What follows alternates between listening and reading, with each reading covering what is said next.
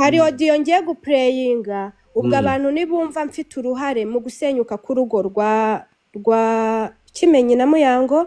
babifata uko nguko nta handi hantu nzaza kwisobanura. Brian ni wumva yuko ngewe naba naravuze yuko uryana na Muyango urumva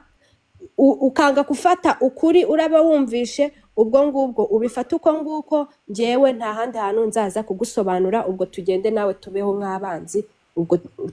tuzajya twirindana wa mugana so twagiye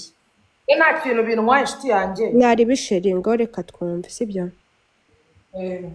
umwani amakabutura amakora imipira uwo ninde uri kutuvanga who is that person biraza kudufasha arabitanga nawe se uwo ninde keza tubwira uwo muntu ninde okay nuza Muyago ya Jeanne aravuga ngo umugabo we uri kubyumva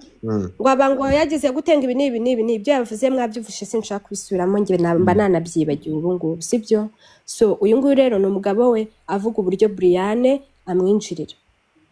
yego Yesu Brian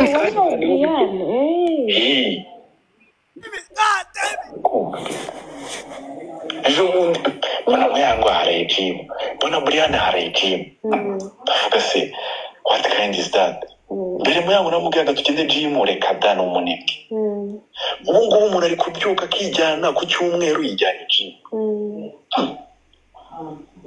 akaza